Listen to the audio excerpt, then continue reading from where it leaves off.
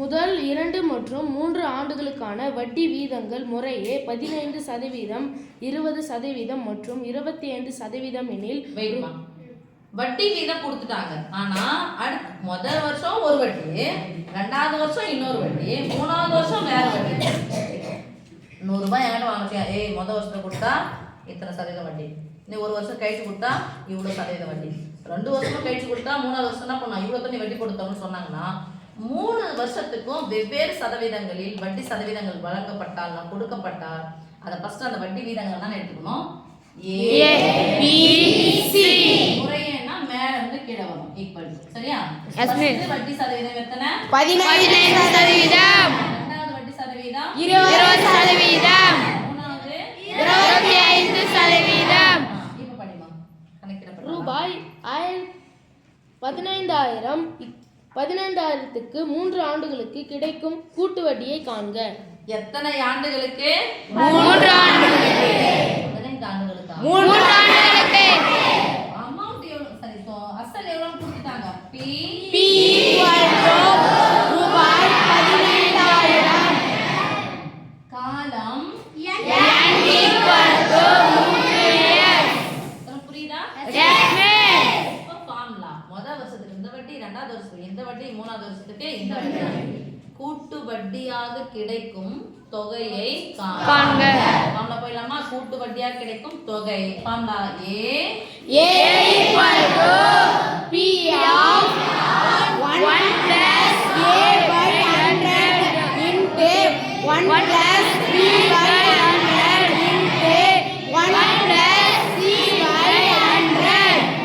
into சொன்னீங்களா? Yes, P of 1 plus A by 100 into 1 plus C by 100 into 1 plus C by 100. P னுடைய மதிப்பு எவ்வளவு சாமி? ரூபாய் 15,000 into 100 எத்தனை சதவீதம்? 15%. 100 ஒரு 15 115 by 100 into எவ்வளவுன்னு சொல்லுங்க அப்போ. 120 by 100 120 by 100 into 125 by 100.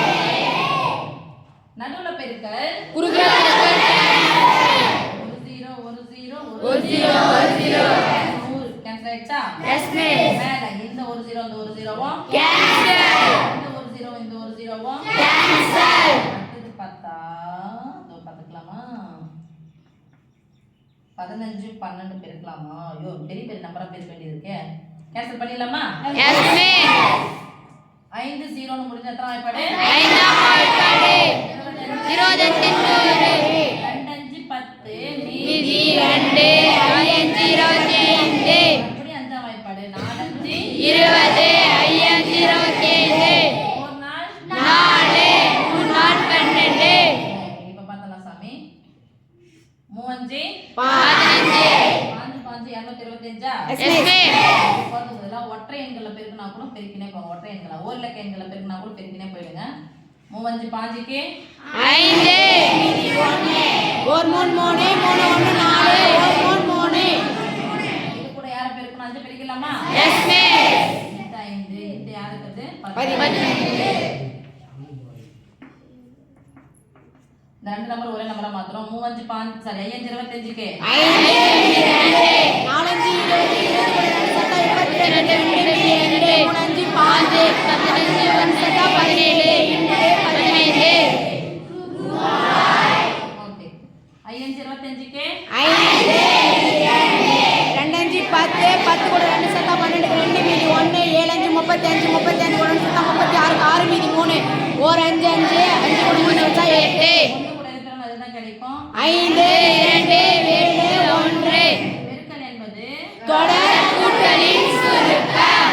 Equal போட்டுட்டா Yes, ரூபாய் ரூபாய் 5 5 5 2 சேர்த்தா 7 8 சரி 6 2 சேர்த்தா 8 8 7 சேர்த்தா 15க்கு 5 மீதி 1 2 சேர்த்தா 2 இப்போ உன்ன கேக்குறாங்க கூட்டு வட்டியாக கிடைக்கும் தொகை. கூட்டு வட்டி வட்டியோட சேர்த்து இவ்வளோன்னா வட்டி மட்டும் எவ்வளோ? அப்ப என்ன பண்ணோம்? தொகையிலிருந்து யாரை கழிக்கணும்? பிஏ கழிக்கலாமா? Yes miss CI equal to A minus P. A minus P.